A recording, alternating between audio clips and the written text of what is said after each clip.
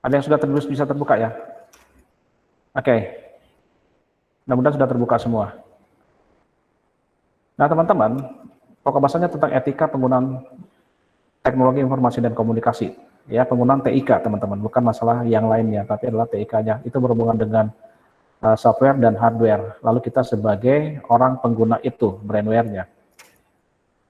Oke, teman-teman, kalau kita berbicara tentang etika, maka kita harus tahu dulu definisi atau pengertian etika itu seperti apa. Ya. Etika atau etik katanya bermakna sekumpulan ajas atau nilai yang berkenaan dengan akhlak. Ya, tata cara. Tata cara banyak, teman-teman. Apakah tata cara secara nasional, tata cara adat, ya, termasuk sopan santun di dalamnya. Kenapa? Karena ini yang berhubungan dengan baik atau buruk, atau apa yang bisa kita lakukan, atau apa yang kita tidak lakukan, atau apa yang kita hindari, ya, mengenai benar atau salah. Nah, teman-teman, prinsip yang terkandung dalam teknologi informasi antaranya apa? Yang pertama katanya, apa sebenarnya tujuan teknologi informasi itu? Ya, dikatakan memberikan kepada manusia untuk menyelesaikan masalah. Sekali lagi, menyelesaikan masalah, teman-teman. Bukan artinya jadi menjadi sebuah masalah, tidak. Ya, artinya dia membantu masalah kita, apapun masalah kita bisa dikendalikan atau diselesaikan dengan teknologi informasi. Lalu kedua, ini prinsip high tech dan high touch. Teman-teman ya, kalau kita berbicara tentang high tech, maka kita berbicara tentang teknologi mutakhir ya teman-teman ya, high tech ya. Tapi kalau kita berbicara dengan high touch, maka disinilah sisi manusia kita yang berbicara. Apakah high tech dengan high touch ini mempunyai interaksi atau mempunyai hubungan? Jelas ada, teman-teman. Pada saat kita ingin disebut dengan manusia yang high tech, maka kita berusaha untuk mengejar high tech itu dengan bagaimana kita menguasai high tech itu dengan baik. Ya, punya ambisi seperti itu. Tapi kalau kita berbicara high touch, teman-teman, maka high touch ini adalah bagaimana kita menjadi sahabat, bagaimana kita mengendalikan posisi kita sebagai manusia terhadap yang namanya teknologi mutakhir. Artinya apa lagi? Bahwa kita jangan dikendalikan yang namanya high tech, teman-teman. Kalau kita sudah dikendalikan oleh high tech, maka kita menjadi sebuah robot yang remote-nya dipegang oleh high tech, teman-teman. Harusnya kan nggak boleh seperti itu ya. Harusnya kita yang pegang remote-nya. Ya, bagaimana si high tech ini bisa kendalikan ya, karena kita yang pegang remote-nya. Karena kita apa? Karena kita yang menjadi manusia. Bukan I am not a robot ya teman-teman ya, seperti itu. Lalu dikatakan jangan hanya teman-teman berprinsip pada high tech-nya saja, tapi harus lebih banyak atau lebih condong pada high touch-nya, yaitu manusianya, kepada kita yang pegang remote-nya. Ya. Lalu yang ketiga, prinsip yang terkandung TI adalah sesuaikan teknologi informasi terhadap manusia. Ya. Dikatakan sesuaikan TI itu terhadap manusia, bukan kita yang menyesuaikan terhadap teknologi informasi. Kalau seperti itu kita menjadi high tech, teman-teman, bukan high touch. Ingat ya, mereka yang harus menyesuaikan atas kebutuhan kita. Seperti itu. Lalu dari prinsip itu, maka ada etika dalam penggunaan TIK, teman-teman. Ya. Dalam beberapa aspek TIK itu ada rapannya dengan apa? Etika profesi, gitu ya. Lalu memahami dan menghormati budaya kerja yang ada. Oke, dengan TIK oke, membantu masalah. Tapi kita harus juga menghormati budaya kerja yang ada, teman-teman. Lalu memahami profesi dan jabatan. Profesinya sebagai apa? Database administrator, oke, dia punya profesi. Hargai itu. Hormati budaya kerjanya seperti apa. Lalu memahami peraturan dan perusahaan dan organisasi, teman-teman. Ini banyak orang yang tersandung gara-gara ini. High tech-nya yang muncul, maka semua itu dilewatkan. Ya, lalu kita harus memahami juga etikanya, apa hukumnya dalam sebuah program atau software yang digunakan, apakah legal atau ilegal. Ya, kalau kita berbicara tentang legalitas, teman-teman, Ya, gini. Sebenarnya kan kalau kita membeli sebuah perangkat laptop atau komputer teman-teman, pertanyaannya apakah laptop itu, komputer itu yang kita pikirkan kita bawa ke rumah sudah berisi aplikasi teman-teman, sudah berisi program?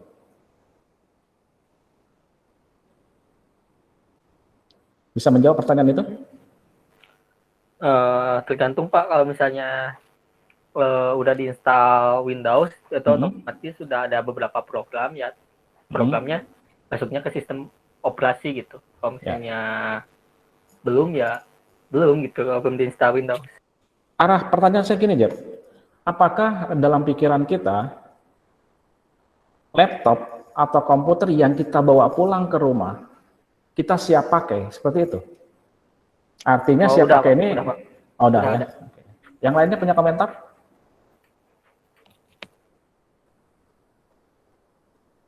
No comment. Oke, teman-teman.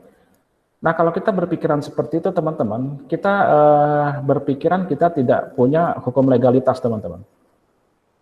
Jadi sebenarnya pada saat kita membeli sebuah laptop atau komputer, ya, dengan harga sekian, misalnya 5 juta atau 6 juta, maka seharusnya yang kita terima adalah sebuah perangkat yang isinya masih kosong, teman-teman. Nggak ada OS-nya, nggak ada aplikasi Office-nya, dan semua apa yang menjadi keinginan kita. Kenapa? Karena ini berbicara tentang legalitas, berbicara tentang undang-undang hak cipta, berbicara tentang undang-undang hak atas kekayaan intelektual atau HAKI, teman-teman. Artinya, pada saat kita membeli sebuah perangkat itu, kita harus membeli perangkat kosong, teman-teman. Di mana pada saat kita mau pulang ke rumah siap pakai, ada program aplikasinya, maka sebenarnya kita harus membeli sebuah lisensi. Ya, lisensi. Lisensi apa? Pemakaian terhadap hak atas pemakaian Windows. Hak pemakaian atas Microsoft Word. Pokoknya yang depan-depannya Microsoft, teman-teman. Makanya si Bill Gates ini yang mempunyai perusahaan Microsoft itu orang yang terkaya. Kenapa? Orang harus bayar kalau orang itu memang memahami legalitas dan memahami konteks yang namanya undang-undang hak cipta. Kecuali teman-teman kalau misalnya beli laptop, beli komputer, gitu ya. Tapi memang sekarang kan sekali tanya, dan memang sekarang sudah banyak terisi Windows yang ori ya teman-teman ya. Windows ori itu juga merupakan kalau itu dibebankan pada harga komputer atau laptop, maka itu kita sudah saja memberikan lisensi. Biasanya lisensi itu kan Microsoft Windows itu berlaku expirednya 1 year teman-teman ya, 1 tahun ya. 1 year. Nah, apalagi sekarang sudah rilis Windows 11. Ya kemarin rame, sekarang memang sudah rilis, tapi kita ada syarat-syarat tertentu yang harus kita penuhi. Nah, itu teman-teman. Jadi pada saat kita menggunakan Windows atau produk Microsoft, maka seyogyanya kita membayar sebuah namanya uang penggunaan lisensi. Ya, seperti itu. Jadi bisa dipahami bahwa ya udah kalau beli komputer atau laptop dalam keadaan kosong. Biasanya kan orang, Pak mau diinstal apa? Mas, Kang mau diinstal apa? Windows apa? Paket biasa Office. Maka dia nawarkan yang paket instalasi 200-300 ribu. Kalau seperti itu maka bisa dipastikan Office yang kalian beli itu adalah yang bersifat orisinil. Karena orang-orang informatika seperti kita lebih senang menggunakan yang palsu tapi kita aslikan ya teman-teman ya. Kenapa murah? Terus kita bisa akalin dengan cara apa? Nge-crack. Gitu kan? Antivirus kita crack, semua aplikasi kita crack. Ya, seperti itu. Nah, itu yang harus kita pahami sama-sama teman-teman. Hak atas kekayaan intelektual, oke ya. Lalu etika TIK dalam pendidikan. Di dunia pendidikan tidak terlepas dari imbasnya etika dalam penggunaan TIK, teman-teman. Kenapa? Karena ini kan, dunia pendidikan sebagai sumber etika dan penjaga moral. Ya. Kita diharapkan kita yang dikenal orang, dikenal di masyarakat umum adalah kaum intelektual, ya. mahasiswa, dosen, guru, siswa, itu adalah orang-orang intelektual.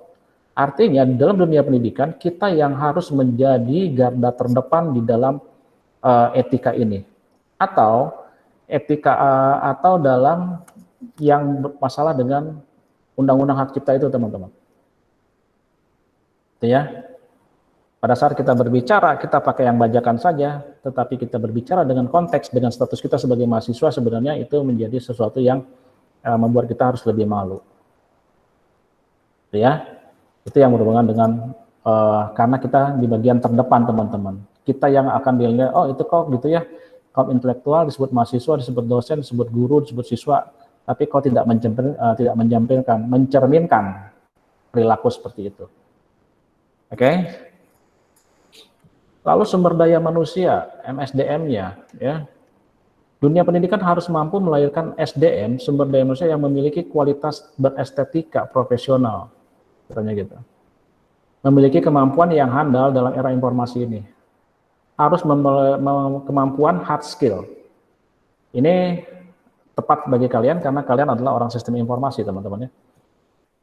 Hard skill berarti penguasaan bahasa pemrograman, DBMS, database management system, malware, dan seterusnya. Ya. Dan harus katanya sumber daya harus mempunyai soft skill. Oke, kepemimpinan ditandai dengan apa, teman-teman? Yang berestetika profesional. Itu MSDM-nya. Oke, kita lanjut. Etika dalam penggunaan TIK, teman-teman. Etika berteknologi dalam kehidupan sehari-hari contohnya adalah menggunakan fasilitas TIK untuk melakukan hal yang bermanfaat. Jelas, ya. Tidak sifatnya yang merugikan orang lain. Contoh apa? Cybercrime, ya. Melakukan phishing, ya, melakukan penyadapan, melakukan cracking, hacking, atau carding, itu. Jadi gunakan untuk sesuatu yang lebih bermanfaat. Lalu katanya tidak memasuki sistem informasi orang lain secara ilegal. Ya, ini tadi masuk seolah-olah kita menjadi pemilik akun, ya, atau masuk seolah-olah kita bagian menjadi otoritas itu. Contohnya ada kita tahu password yang untuk masuk ini. Kita bisa masuk nih, tetapi teman-teman, karena kita bukan orang bagian itu, kita hanya tahu saja, maka dipastikan kita sebenarnya tidak boleh masuk itu, walaupun kita tahu passwordnya. Kenapa? Kita tidak punya otorisasi. Password bukan diberikan sama kita, tapi sama orang lain atau teman kita, kita tahu, kebetulan tahu. Gitu ya. Lalu, tidak memberikan user ID, ya, dan password kepada orang lain untuk masuk ke dalam sebuah sistem. Ini banyak kali terjadi, teman-teman ya. Karena itu kakak, ya, adik, saudara-saudara satu rumah, oke, maksudnya akunnya diberikan. Tetapi pada saat kita berbicara tentang etika, maka itu sebenarnya tidak boleh. Kalian keep saja untuk kalian sendiri. Ya, apalagi kalau kalian adalah orang-orang yang sudah menginjak dewasa. Pak izin bertanya Pak. Oke, silakan Jeff. Kan untuk kerahasiaan ID password itu rahasia sendiri Pak. Gimana kalau misalnya ada kliennya nih, klien itu minta di hosting, kan hosting itu otomatis minta ID passwordnya Pak, email passwordnya. Nah, apakah baiknya gitu kita kasih email passwordnya juga ke klien tersebut atau enggak? Oke, jawabannya, pertanyaannya bagus. Untuk teman-teman khususnya JP, pertanyaan itu adalah seperti ini, ya. Apakah kita boleh memberikan itu? Satu yang bisa kita pastikan adalah apakah benar orang itu sesuatu yang kita bisa percaya atau menjadi bagian dalam sistem itu. Ya. Nah, misalnya JP bilang sama saya bilang ke JP, Jeff, tolong nomor akunmu sama passwordmu. Ya, saya mau meriset sebuah aplikasi atau sebuah password kamu, saya riset misalnya gitu. Nah, kalau kamu memang percaya bahwa itu adalah bagian dari pekerjaan saya, sistem saya, silakan berikan, Jeff. Tadi dikatakan bahwa etika profesi itu harus tetap dijunjung tinggi. Etika profesi untuk siapa? Untuk saya. Gitu ya. Saya diberikan kerahasiaan, saya diberikan sebuah rahasia yang sebenarnya saya tidak boleh tahu. sama JP. Ternyata JP kasih nih akun sama passwordnya. Karena hanya saya ya orang yang bisa meriset itu atau yang bisa membetulkan itu. Maka berikanlah itu untuk saya. Tetapi dalam etika profesi saya harus bisa memegang kode etik itu, Jack. Maka saya tidak akan pernah membiarkan akun kamu dan password kamu jatuh pada orang lain. Dan saya pasti katakan, JP setelah ini selesai, tolong passwordnya diganti. Itu kalau etika profesi, teman-teman. Ya, apakah salah memberikan? Tidak. Lihat kasusnya, ya. Kalau kasusnya mereka harus meriset atau harus masuk ke dalam program kita dan mereka hanya mereka yang bisa membetulkan, kenapa tidak? Tapi saya yang diberikan kuasa untuk itu, saya akan memegang profesi saya, etika profesi saya tidak boleh membocorkan itu. Sama halnya pada saat kalian diminta untuk mendaftarkan dengan nomor KTP dan seterusnya, teman-teman ya, oleh sesuatu lembaga yang memang terpercaya. Boleh dikasih? Ya boleh dong. Dan mereka harus bisa menjaga kerahasiaan itu. Apa bedanya dengan gini, teman-teman ya? Pada saat kita memberikan atau membuka rekening baru di bank, maka kita diminta KTP sampai dengan nama ibu ya, teman-teman ya. Salah satu kunci yang paling yang kuat adalah nama ibu di pihak perbankan. Tapi toh kita berikan juga. Kenapa? Kita percaya mereka akan melaksanakan etika profesi mereka dengan baik. Kenapa Pak ada yang bocor? Nah, itu berarti dia tidak memegang etika profesi itu dengan baik, teman-teman. Ada undang-undangnya untuk menghukum itu, ada. Gitu ya. Nah, pada saat saya memberikan sesuatu akun saya, password saya, dan saya supaya lebih secure gitu ya, supaya aman, ya sudah saya ganti password. Selesai. Gitu ya. Ini yang dimaksudnya teman-teman. Ada etika profesi, ada yang mana bisa kita sharing juga kepada orang lain yang bertanggung jawab. Gitu ya. Kalau saya berbicara, misalnya saya pernah memberikan suatu webinar tentang masalah ini juga untuk anak SMA. Saya bilang orang tua yang putra-putrinya masih SMP dan SMA wajib tahu. Saya bilang wajib tahu akun daripada media sosial anak-anaknya, teman-teman. Ya, kenapa? Kalau masih di bawah umur, tanggung jawab terbesar ada pada orang tua. Kalau terjadi apa-apa, orang tua masih harus terlibat 100%. Tetapi kalau bagi kalian yang sudah meranjak ke dewasa, maka tanggung jawab itu adalah menjadi tanggung jawab sepenuhnya kalian. Pak, bagaimana kalau kasusnya pidana? Kalau kalian sudah bisa dipenjara, teman-teman, mohon maaf. Tapi anak-anak yang di bawah umur, tanggung jawabnya sama orang tua. Anak-anak kecil bisa dipenjara? Ya bisa saja. Tapi bukan penjara seperti orang dewasa, namanya panti rehabilitasi, teman-teman. Ya. Nah, seperti itu. Nah, ini yang saya katakan bahwa tidak boleh sembarangan memberikan user ID. Itu jawabannya, Jeff. Bisa diterima atau ada yang kita diskusikan lagi? Bisa diterima, Pak. Terima kasih. Oke, sama-sama. Nah, lalu tidak mengganggu atau merusak sistem informasi orang lain dengan cara apapun. Ya, teman-teman, hal yang sepele, gitu ya. Hal yang sepele yang kalau kita bilang sesama teman is okay gitu, nggak jadi masalah. Saya misalnya lagi ngetik sesuatu di Microsoft atau saya mengerjakan sesuatu di laptop saya. Lalu teman saya yang akrab dengan saya datang nih, langsung melihat ke laptop saya. Boleh nggak, teman-teman? Tiba-tiba datang ke samping saya dan melihat apa yang saya kerjakan, boleh nggak? Boleh, Pak. Boleh aja sih, Pak. Boleh ya. Dari segi pertemanan boleh ya, teman-teman ya? Ada CSU-nya gitu. Teman ini. Dan saya tidak mengerjakan sesuatu yang rahasia.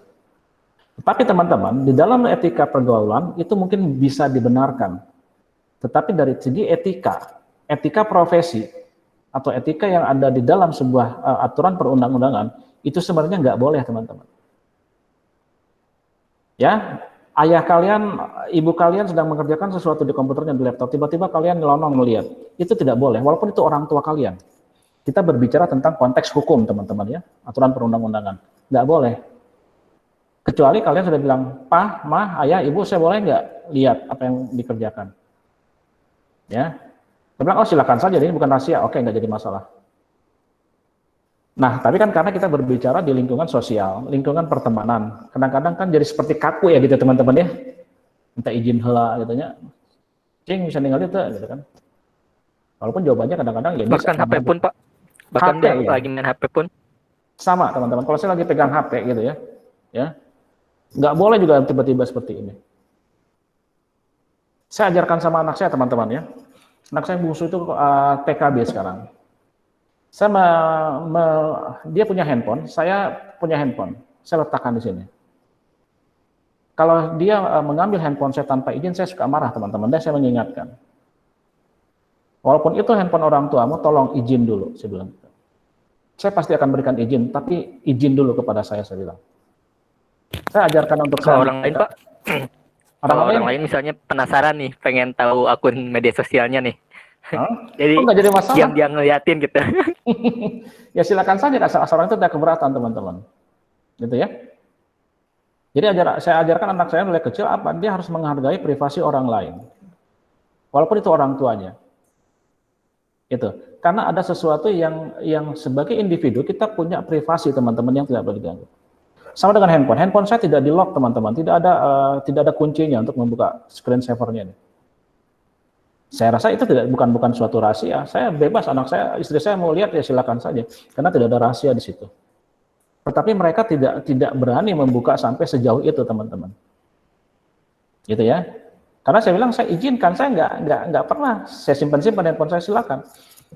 Tapi anak-anak saya ajarkan, tolong memakai barang orang itu tetap harus izin dulu. Walaupun itu siapapun itu, saya bilang. Kenapa mereka harus menghargai yang namanya aturan-aturan profesi itu atau aturan-aturan etika itu, teman-teman. Pada saat nanti mereka terbiasa dengan tanpa aturan seperti itu, maka saya yakin mereka tidak akan juga tidak akan memberikan privasi itu pada orang lain. Gitu ya, itu teman-teman. Kalau orang lain pengen tahu, asal awe gelis mau tenang jawab lah, saya jawabnya. Gitu ya. Oke, teman-teman. Lumayan sih Pak, cantik sih Pak. Cuman udah punya tunangan, udah set. Waduh, kacau atau Jeb ya. Tapi kan tunangan kan belum ada janur kuning ya Jeb ya. Nggak dilanjut Pak, nggak mau jadi orang ketiga Pak. Nggak enak soalnya kalau ada orang ketiga tuh. Ada orang ketiga yang nggak enak ya. Dan kita juga tidak mau dijadikan jadi orang ketiga juga ya. Oke, kita lanjut teman-teman ya. Lalu menggunakan alat pendukung TK dengan bijaksana dan merawatnya dengan baik ini sudah pasti. Karena ini berhubungan dengan barang pribadi kita, pasti kita harus, pendukung itu harus kita rawat dengan baik.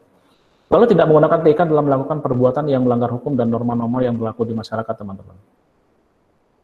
Ya, sudah jelas. Setiap orang, setiap masyarakat punya norma. Ya, melanggar hukum bisa ada dua hukumannya, teman-teman ya. Hukum pidana, perdata, atau hukum sosial. Hukum adat ada.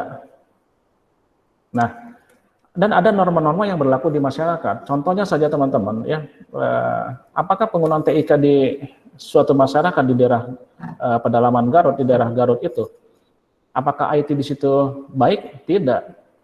Masyarakat di situ justru tidak mau terkontaminasi oleh dengan teknologi. Kalian tahu daerah apa itu teman-teman di Garut? Ya, yang mengisolasi diri dari sebuah yang namanya perkembangan teknologi seperti itu. Ada yang tahu di daerah Garut? Wah, Taraka Garut itu ada orang Garut di sini nggak? Fajar, Pak. Fajar apa? Fajar, Pak. Garut. Yang di Garut yang mengisolasi dirinya, pemukaman itu terhadap sebuah teknologi atau perkembangan zaman yang begitu besar pada saat ini. Tahu? Daerah mana? Fajar, mana Fajar? Atau ada yang lain tahu daerah Garut?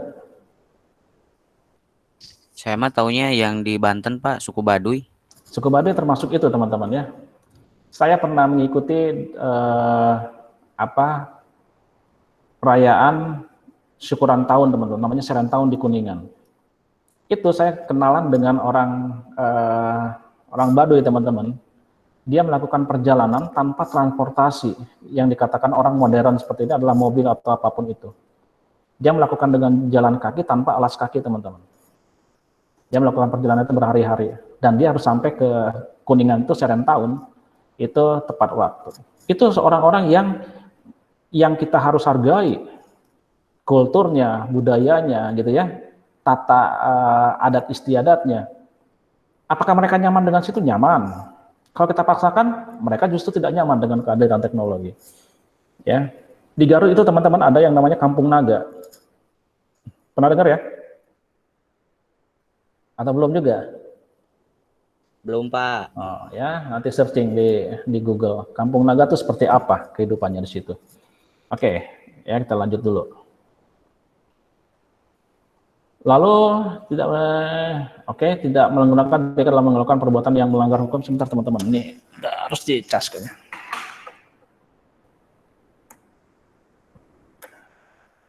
Oke teman-teman ya, tidak boleh melakukan perbuatan yang melanggar hukum. Kenapa? Karena ada yang sebagai controllingnya. Undang-Undang ITE teman-teman, tahun 78. Ya. Nah, kalau kita berani atau dengan sembarangan berhubungan dengan teknologi informasi yang melanggar undang-undang, kita harus berhadapan dengan hukum pidana. Hukum perdata bagaimana? Bisa juga. Jadi hati-hati sekali. Saya selalu mengingatkan ini karena banyak sekali kasus-kasus yang menjerat orang karena asalnya iseng teman-teman. Ya, jadi saya cerita lagi di topik yang di slide berikutnya nanti. Lalu menjunjung hak atas kekayaan intelektual, HAKI. Misalnya pencantuman URL website yang menjadi referensi tulisan kita. Ini saya sering katakan atau mungkin dosen yang lain katakan bahwa pada saat kalian mencatut ya atau menduplik dari internet, dari Google ataupun, kalian wajib hukumnya teman-teman untuk membuat hasil salinan itu diambil dari HTTP bla bla bla bla bla. Kenapa? Dengan seperti itu kita menghargai hak atas kekayaan intelektual. Hak atas kekayaan intelektual apa? Dasar otak-otak pemikiran teman-teman. Ya, pemikiran saya cantumkan dalam sebuah tulisan, dalam sebuah karya ilmiah. Nah itu menjadi hak atas kekayaan intelektual saya. Kalian yang menggunakan itu atau siapapun kita wajib mencantumkan itu, diambil dari ini. Itu harus bisa kita biasakan teman-teman. Ya. Kenapa hak atas kekayaan intelektual? Kalian nanti pada saat mau skripsi teman-teman, kalian membuat skripsi. Ya. Ada aturan main yang mengatakan tidak boleh lebih 20% itu kutipan dari internet teman-teman. Ya, 20%. Jadi harus di bawah 20%, dan itu sudah termasuk rumus dan definisi. Apa yang terjadi kalau kita tidak memahami itu, tidak jujur, kita kopas dari internet 50%.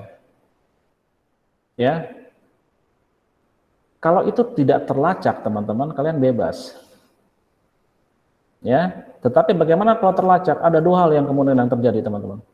Kalian akan dituntut hukum pidana atas undang-undang kekayaan intelektual atau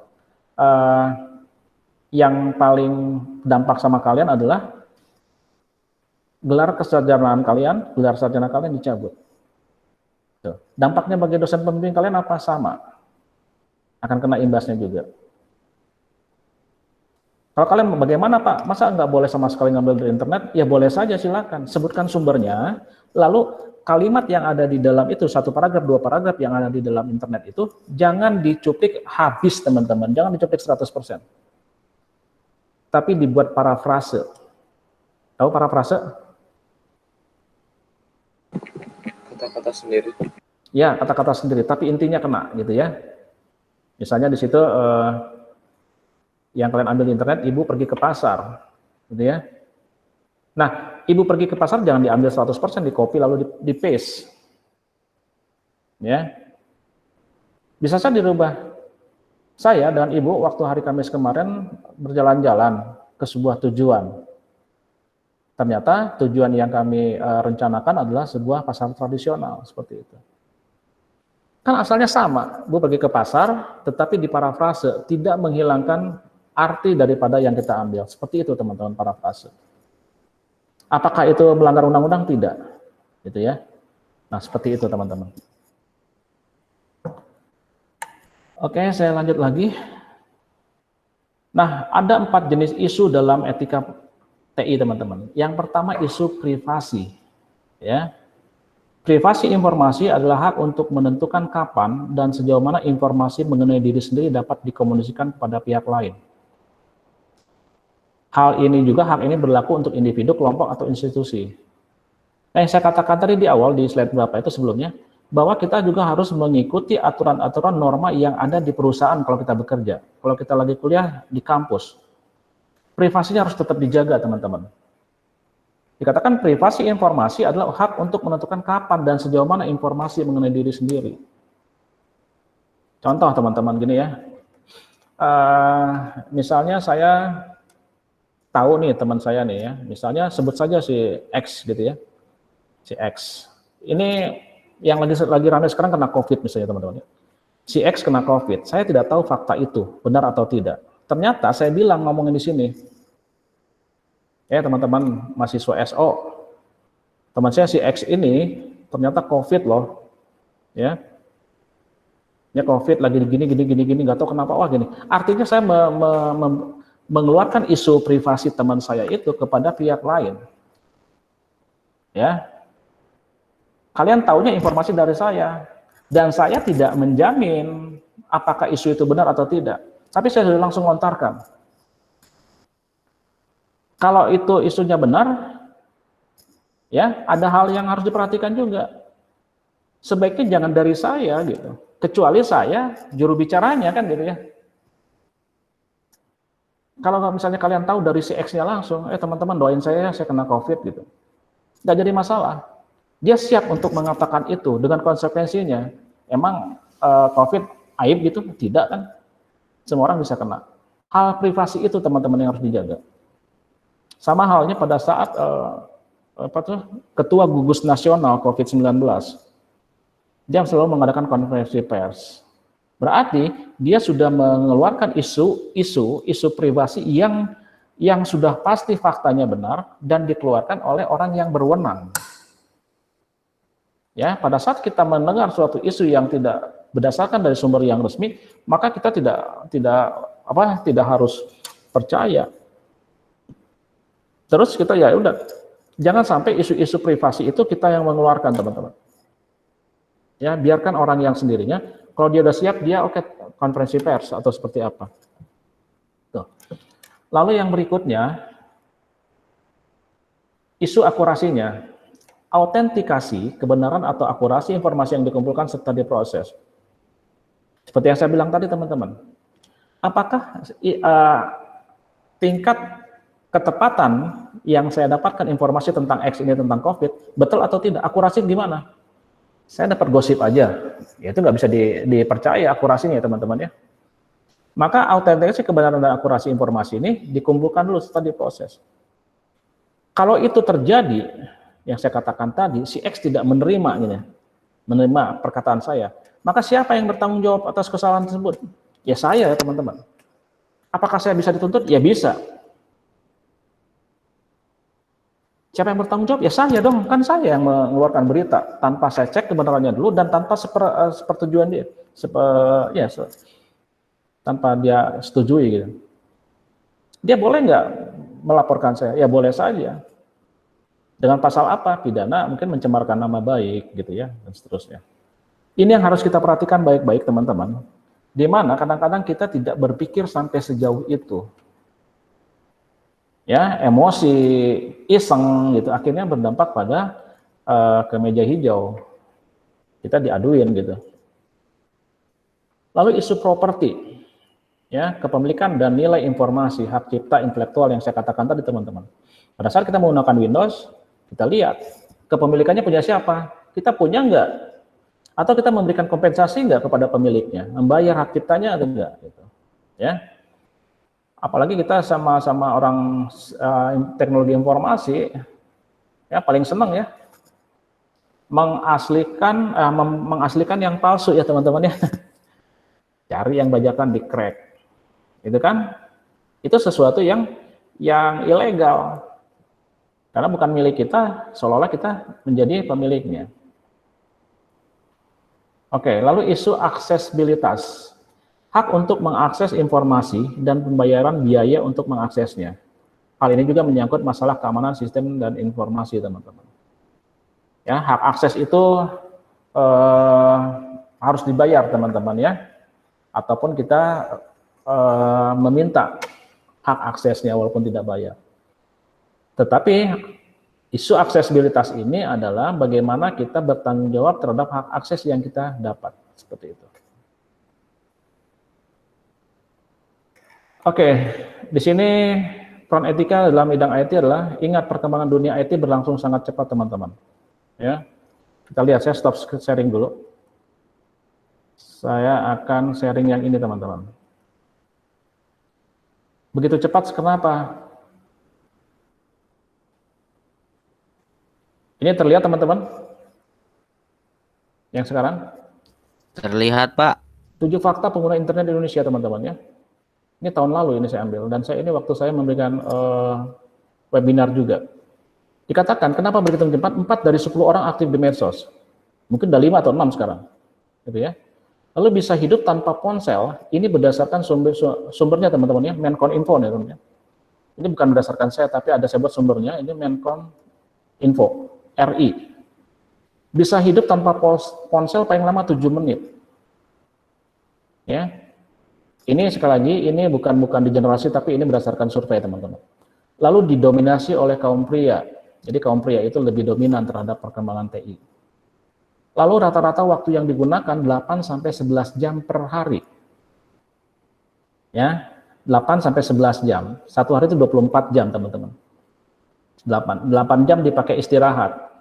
Kalau tambah 11 berarti udah 19 jam. Ya, 19 jam berarti hanya 5 jam dipakai di luar itu. Ngeri ya teman-teman ya. Ini faktanya. Lalu 415 juta ponsel beredar dari 264 juta penduduk di Indonesia. Berarti kalau dipikir-pikir teman ya, 264 juta ini 415. 2 kali lipatnya jumlah ponsel dibanding jumlah penduduk. Lalu di Pulau Jawa, 2 dari 3 orang memiliki SIM card lebih dari 1. Dan ini yang paling parahnya teman-teman. Hampir 60% terbiasa membagi artikel internet tanpa membaca dulu. Seperti itu. Artinya, ada berita yang masuk langsung forward ya. Jadi dilihat itu forward many times. Kita nggak cek dulu kebenarannya. Apakah ini benar atau tidak? Wah, kayaknya seru. Ya, apalagi musim Covid gini kan. Wah, tips-tips lalu update-update semua di forward. Sebaiknya kalau saya dapat itu saya keep dulu, saya tahan dulu di tempat saya, di handphone saya. Saya periksa dulu kebenarannya, saya cari ini hoax atau belum. Bukan, maka kalau itu memang suatu fakta, oke, boleh saya sebar. Kalau itu demi kebaikan teman-teman. Ya, saya sharing lagi.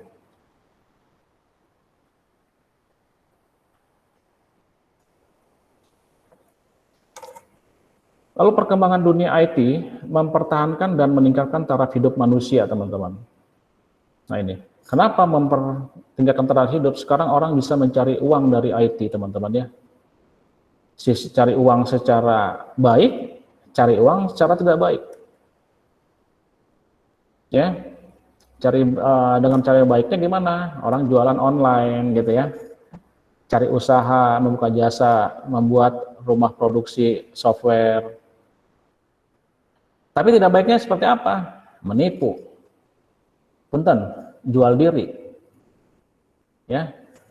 Jual diri udah jelas. Kita tahu konotasinya seperti apa, teman-teman. Tapi saya pernah jual diri, teman-teman, di media sosial dan berhasil lah, teman-teman. Keren ya. Kalian tahu jual diri apa yang saya maksud? Hati-hati, kita berbicara di sini konteksnya bukan yang negatif, tapi kalau kita berbicara jual diri itu konotasinya negatif, teman-teman. Saya pernah jual diri gini, teman-teman. Kalau kalian mau juga ya bisa ya. Artinya kalian menjual segala kemampuan kalian, kualitas kalian di media sosial. Buat Instagram atau ada Facebook ya atau apapun itu, jual diri. Berikan sesuatu nilai yang positif yang ada pada diri kalian. Saya mahasiswa Unibi tingkat sekian, saya pintar nih dalam bidang bekerja sama, saya pintar dalam jaringan komputer, saya pintar dalam instalasi komputer. Jual saja coba, seperti itu. Dan saya ternyata berhasil teman-teman, saya di-hire, ditelepon, oke, sanggup nggak bekerja di sini? Seperti itu ya teman-teman ya. Nah, banyak hal yang bisa ditingkatkan perkembangan taraf hidup manusia lewat dunia IT ini. Lalu kita lihat lagi, manusia berusaha untuk dapat sukses dalam bidang IT, tetapi tidak cukup dengan mengandalkan ilmu pengetahuan dan teknologi. Ya. Manusia juga harus menghayati secara mendalam kode etik ilmu teknologi dan kehidupan. Artinya teman-teman, silakan kalian untuk sukses dalam bidang IT. Yang dikatakan tadi high tech teman-teman. Tapi tetap jangan lupa bahwa di luar itu kalian harus mendepankan yang namanya high touch. Gitu ya. Teknologi mengambil alih fungsi mental Indonesia. Ya, ini percaya nggak teman-teman? Teknologi mengambil peran mental Indonesia nggak? Manusia nggak?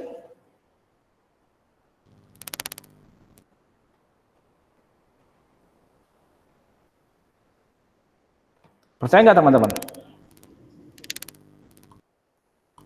Kalau saya sih percaya teman-teman ya. Ya Fikri ya, betul nggak Fikri? Mental kita dipengaruhi sama teknologi informasi nggak?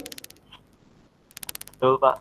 Ya, orang ribut beraninya di medsos gitu.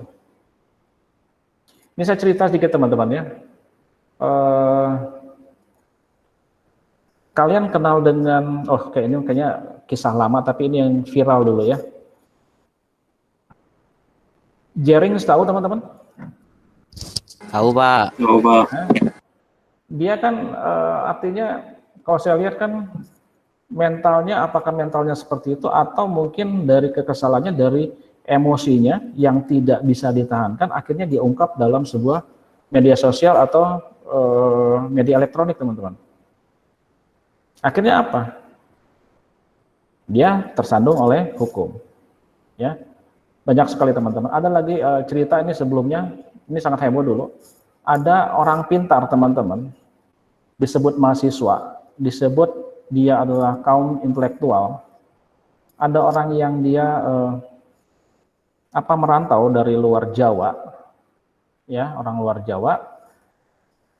Dia kuliah di UGM teman-teman, S1-nya di UGM.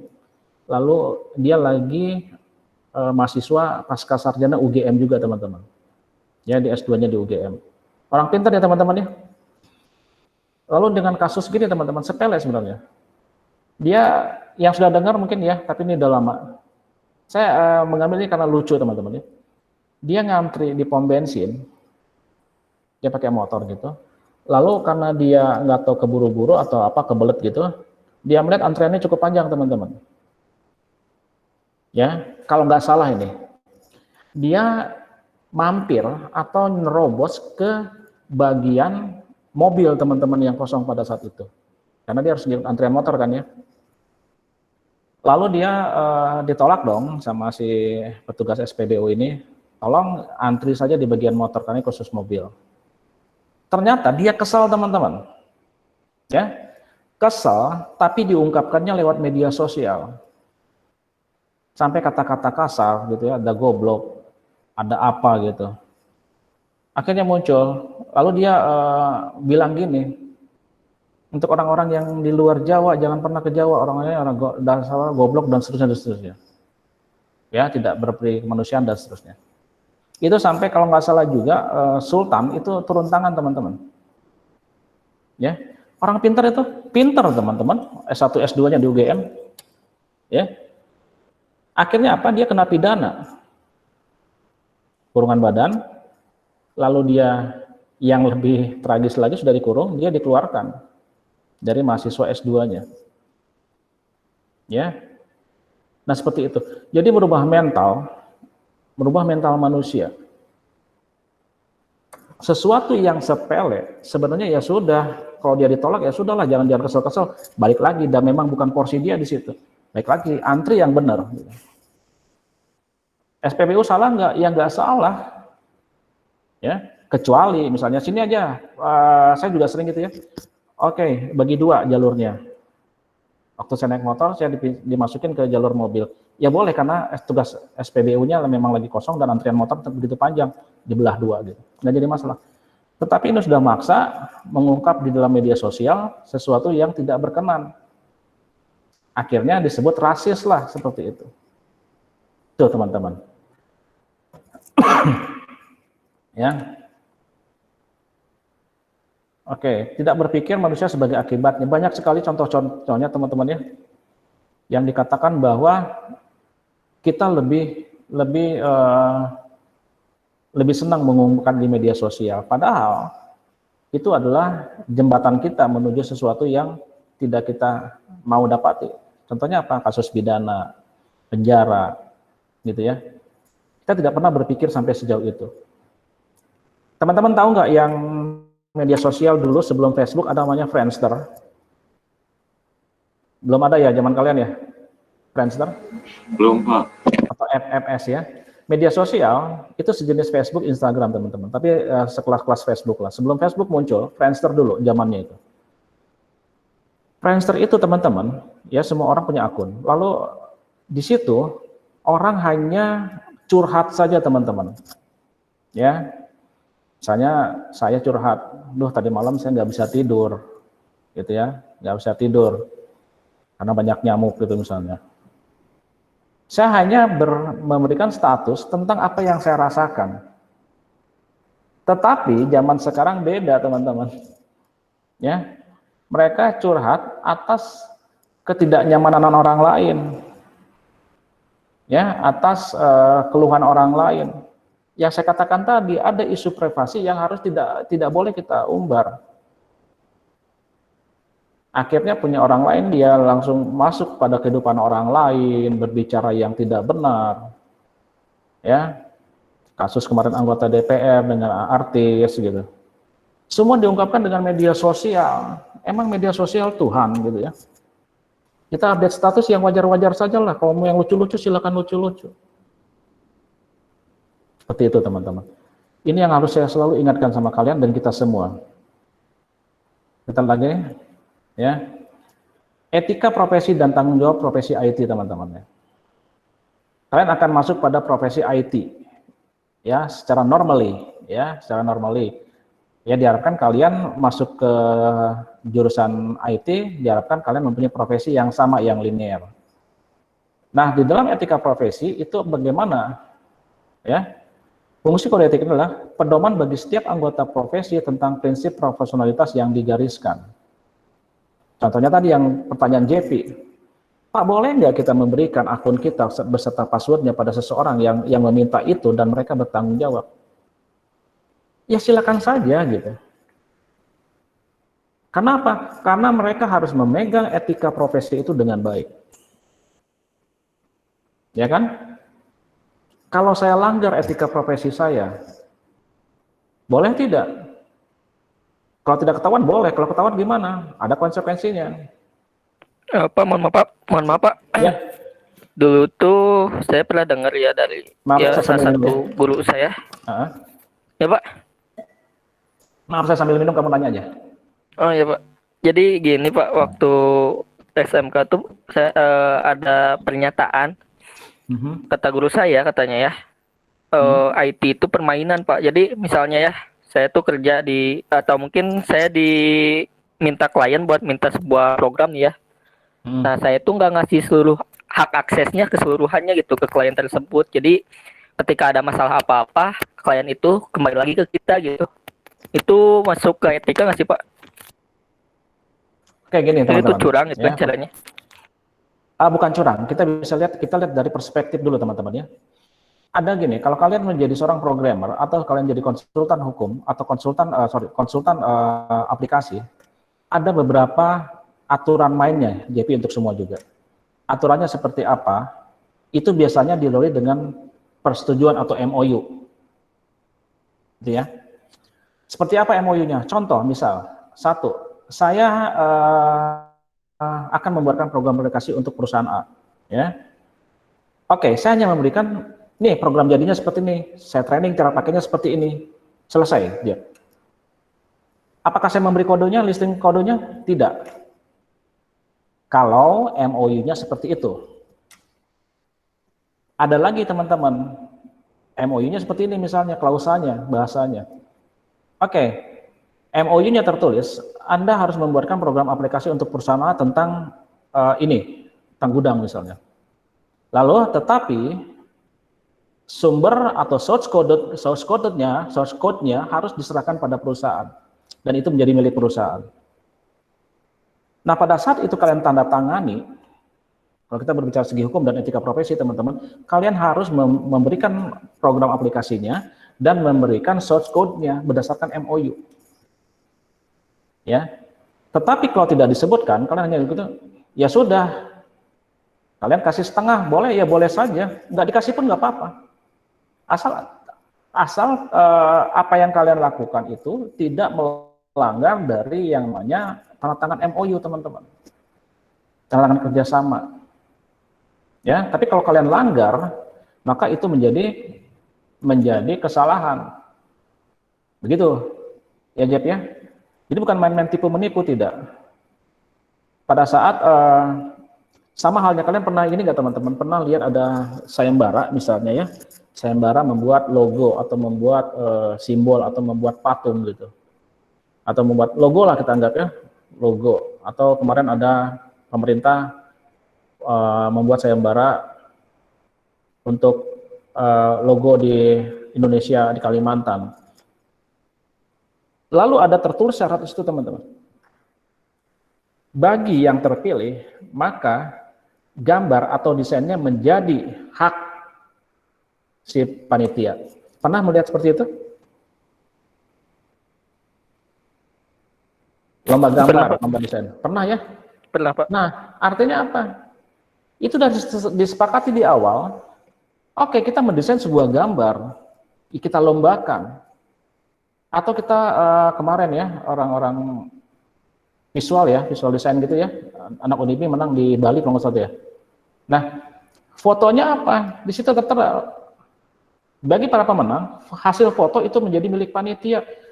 Disebutkan di situ kita boleh menahan nggak? Ya nggak boleh, kan sudah situ aturan mainnya.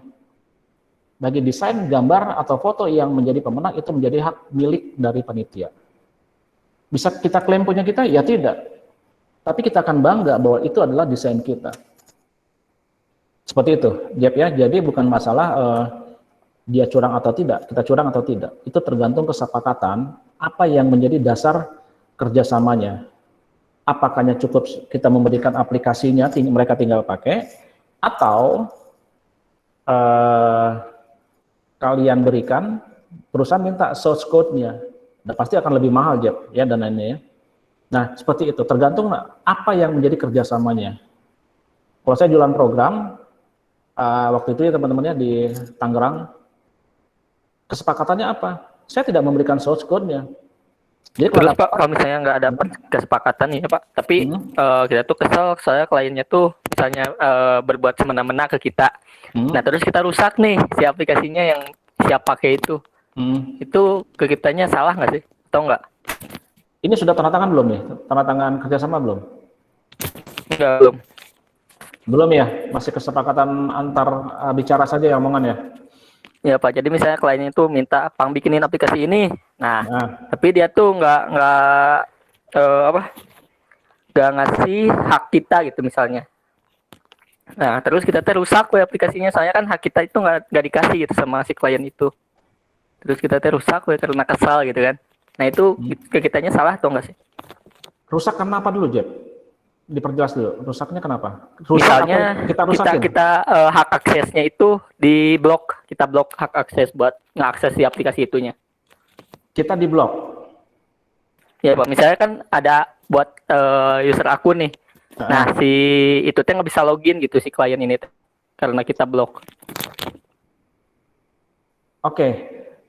Tapi gini, Jeb, ini sudah deal-dealan belum? Kamu dibayar belum? Atau sudah muncul nggak nilai rupiah untuk pembayaran ini? Nah itu teh udah muncul ya Pak untuk nilai rupiahnya, cuman ketika saya tagih itu katanya banyak alasan banget gitu kan. Nah terus sampai akhirnya beberapa bulan tuh nunggak terus, ya udah gitu. Sama saya karena terlalu kesel, sama saya diblok aja gitu.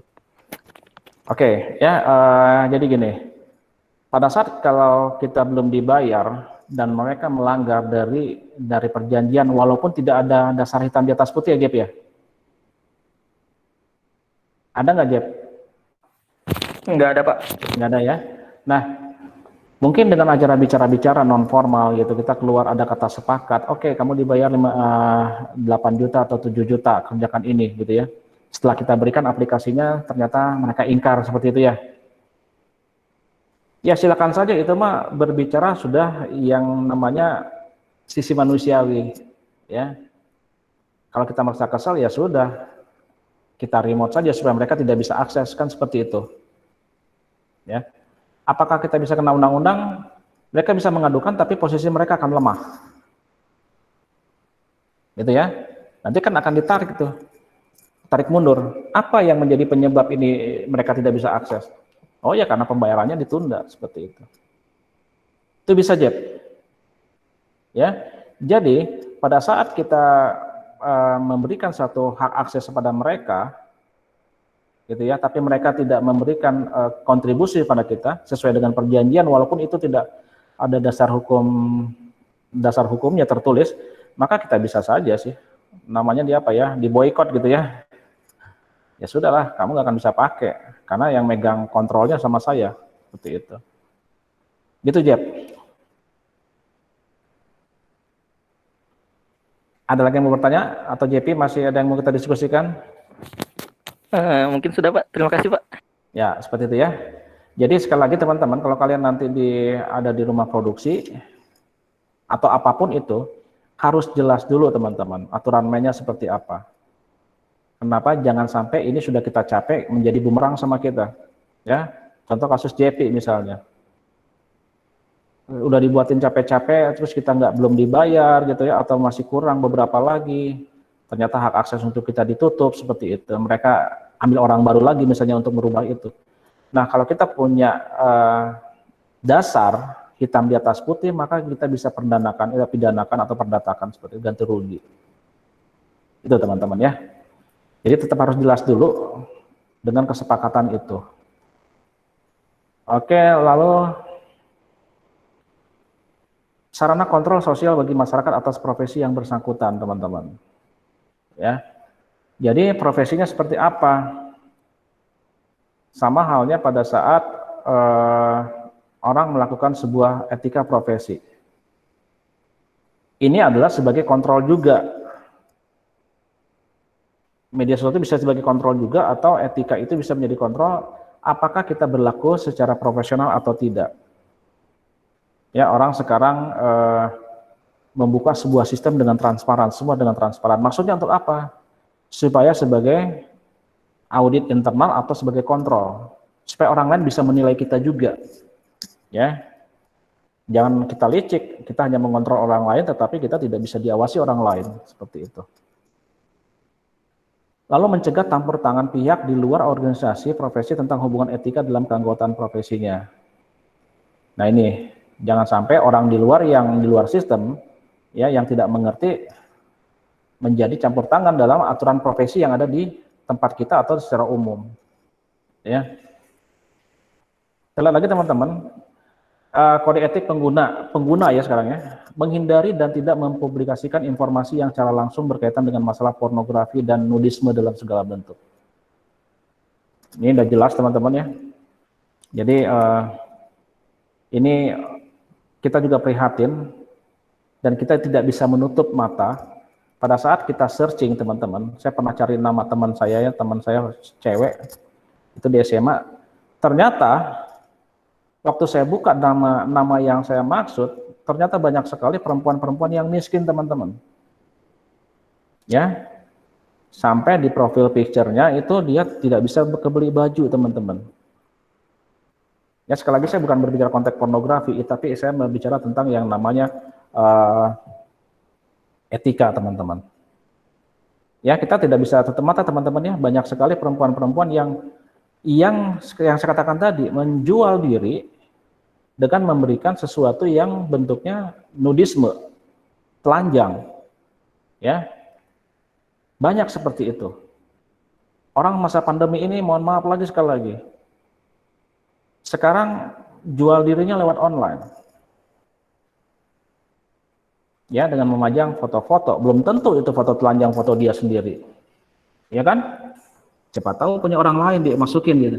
Tetapi itu dilarang tentang pornografi. Banyak sekali yang kita lihat teman-teman ya, ada status akhirnya menyebar video-video porno, ya, video-video asusila, sampai dengan ada di macam-macam teman-teman ya. Saya nggak bisa ungkapkan itu detail, banyak sekali. Nah itu yang tidak boleh. Ada undang-undangnya, ada teman-teman. Undang-undang ITE ya, informasi transaksi elektronik. Ada jerat hukumnya? Ya ada dong, kalau ada undang-undangnya ada ya. Lalu menghindari dan tidak mempublikasikan informasi yang memiliki tendensi menyinggung secara langsung dan negatif masalah suku, agama, dan ras sara. Penghinaan dan pelecehan, ini yang saya katakan tadi teman-teman.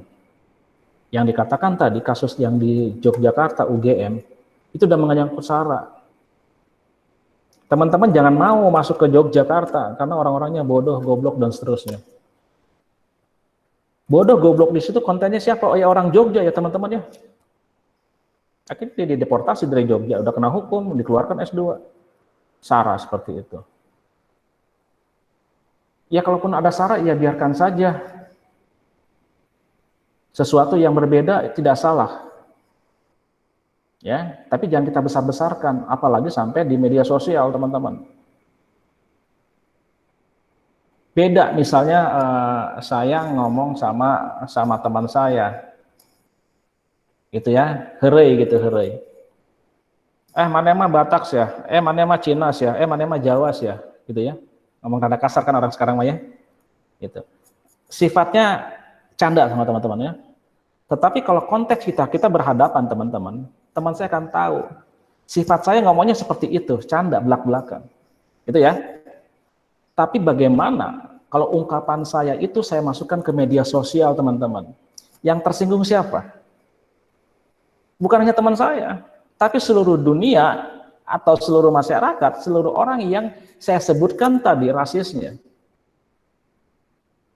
Betul kan ya? Kalau saya hanya dengan teman saya, ya sudah, yang sakit hati teman saya, dan teman saya tahu, si Amal macam loba heureuy, misalnya gitu. Selesai sampai di situ.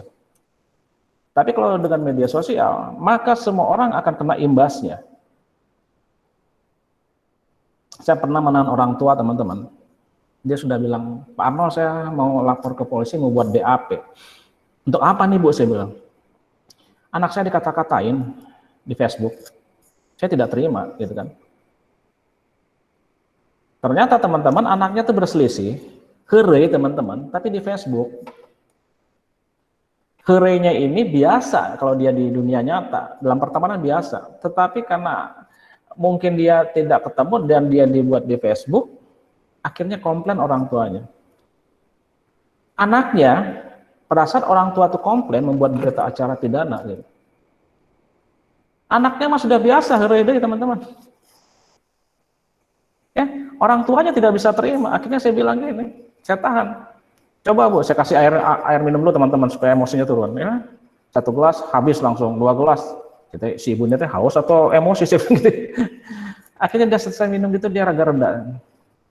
Cobalah Bu, gitu bilang ya. Saya kasih masukan sedikit. Memang orang tua tidak akan bisa menerima, saya bilang. Tapi coba kita dalami dulu lah, mediasi dulu. Akhirnya teman-teman bisa, ya.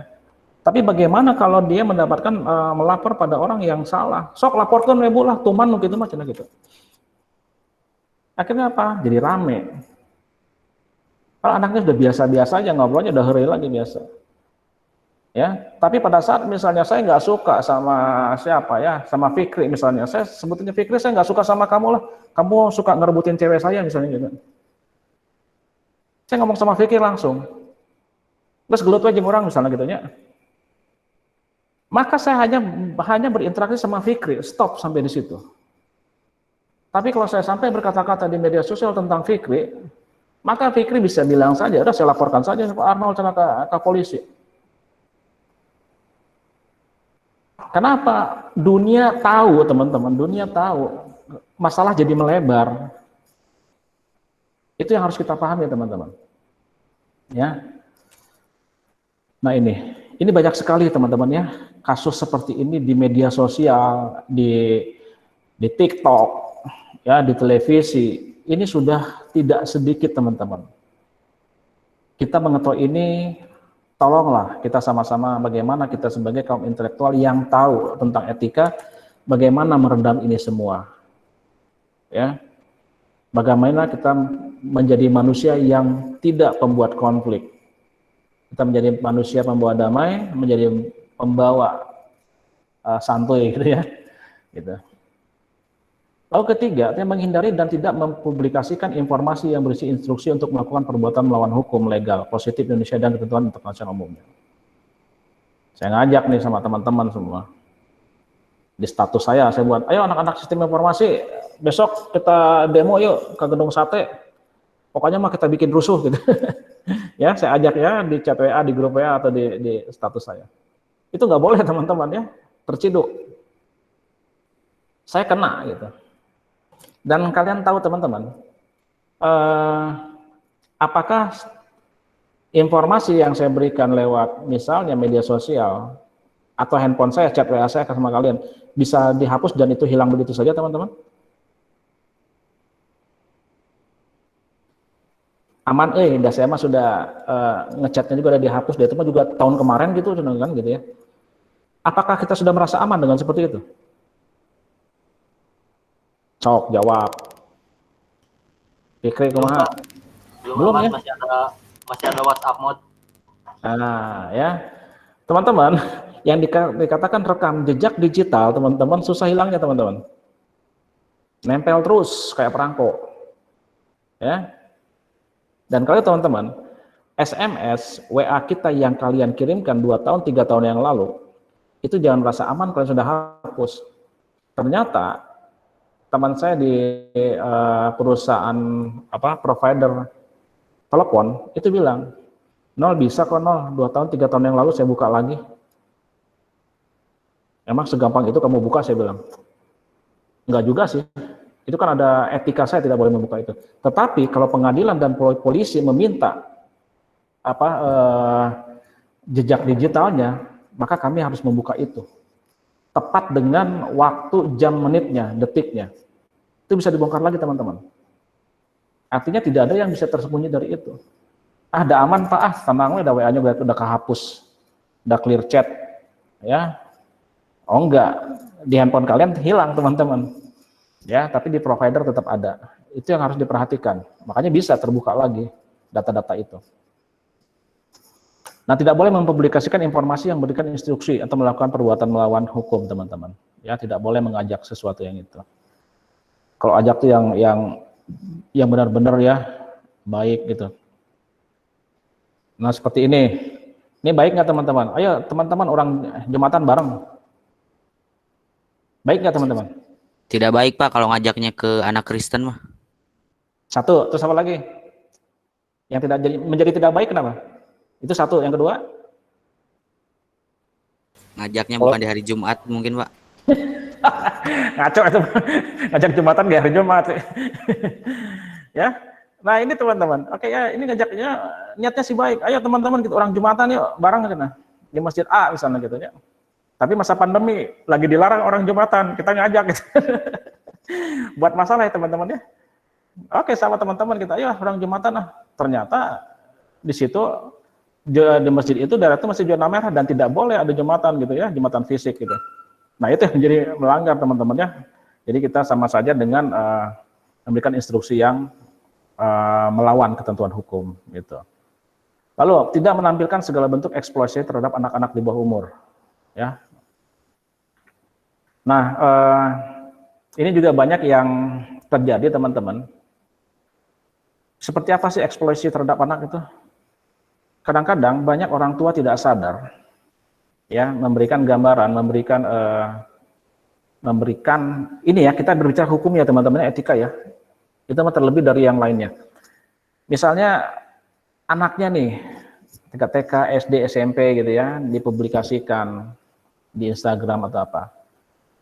Kalau kita sebagai orang awam ya sudah nggak apa-apa, ada orang tuanya ini yang mempublikasikan.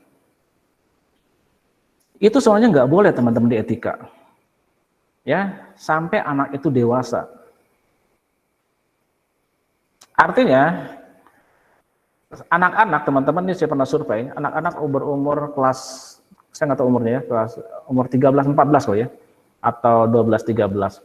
Itu ternyata mereka tidak senang teman-teman diekspos di YouTube, ya, di Instagram, atau membuat video. Ini zaman video, zaman PJJ gini teman-teman ya, sekolah-sekolah itu kan kadang-kadang sering membuat video ya, video pembelajaran atau dia video kegiatan mereka. Ternyata teman-teman banyak kasus bahwa mereka memvideokan tidak terlihat wajahnya, teman-teman. Ya, hanya sebatas dagu ke bawah saja. Ternyata setelah disurvei ya teman-teman, anak umur segitu memang tidak mau, merasa malu. Ya, merasa malu kenapa? Ternyata berdasarkan survei gitu kan, bahwa anak-anak umur segitu adalah anak-anak yang mulai pubertas, teman-teman. Ya, sudah mulai mengenal lawan jenisnya, akhirnya dia malu. Jadi dia tidak suka diekspos. Nah, banyak orang tua yang mengekspos ini tanpa anaknya ditanya, kamu suka atau tidak gitu. Secara secara manusiawi ya memang nggak salah ya, dan nggak jelek-jelek pada orang tuanya mengekspos dia di Instagram, di status dan seterusnya. Tetapi secara etika itu sebenarnya nggak boleh. Itu sama saja mengeksploitasi anak, apalagi mengeksploitasi dalam hal negatif, teman-teman. Ya, melihat misalnya memvideokan anaknya lagi bawa air, pakai ember ya, embernya 2 penuh, misalnya dia bawa gitu, itu kan eksploitasi terhadap anak. Itu nggak boleh, teman-teman ya. Itu yang dikatakan tidak boleh eksploitasi terhadap anak-anak di bawah umur. Lalu tidak mempergunakan, mempublikasikan, dan atau saling bertukar materi dan informasi yang memiliki korelasi terhadap kegiatan pirating, hacking, dan cracking. Ini udah jelas ya teman-teman, ini termasuk cybercrime ya. Lalu kita lanjut lagi. 6. Harus mencantumkan identitas sumber dan pemilik hak cipta bila ada dan bersedia melakukan pencabutan bila ada yang mengajukan keberatan. Nah, ini maksudnya gini teman-teman. Tadi saya katakan bahwa kalau kita mengutip sesuatu di internet, ya, di karya ilmiah orang lain atau di publikasi ilmiah orang lain, kita cantumkan tuh namanya. Sudah betul sih ya, diambil atau dikutip dari HTTP bla bla bla. Nah, ternyata setelah melanggar hukum enggak? Tidak. Tetapi pada saat nanti misalnya orang yang tahu, orang yang pembuatnya tahu gitu, dan mereka tidak suka atas publikasi mereka, dicatut sama kita, walaupun kita menyebutkan. Kalau misalnya dibilang gini, Arnold kamu cabut ya, saya nggak suka misalnya publikasi ilmiah saya dicuplik sama kamu misalnya gitu. Ya berarti dia kekuatannya hanya melarang saya. Tapi kekuatan hukumnya mereka tidak ada. Kenapa? Saya sudah mencantumkan nama dia di situ. Tapi dia orangnya nggak suka. Oke, saya minta maaf, saya bilang gitu, saya akan hapus. Nah, itu yang dikatakan kita harus siap bersedia kalau mereka keberatan terhadap apa yang kita publikasikan. Lalu 7, tidak berusaha untuk melakukan serangan teknis terhadap produk, sumber daya, resources dari pelawatan yang dimiliki pihak lain. Ya, ini bisa kalian terjemahkan ya. Ini pokoknya yang akan merugikan orang lain, teman-teman. Lalu 8, menghormati etika dan segala macam peraturan yang berlaku di masyarakat, internet umumnya, dan bertanggung jawab sepenuhnya terhadap segala muatan dan situsnya. Dikatakan menghormati etika, ya. Kalau kalian membuat sebuah situs atau membuat sebuah program atau membuat sesuatu yang terekspos di dunia internet, maka itu menjadi tanggung jawab kalian tentang apakah itu segi layout atau kontennya. Kalau melanggar ya kalian kena sesuatu yang bisa merugikan kalian sendiri karena melanggar. Tapi kalau tidak ya harus bisa dipertanggungjawabkan. Ya. Untuk kasus pelanggaran yang dilakukan oleh pengelola, anggota dapat melakukan teguran secara langsung. Contoh gini aja teman-teman ya.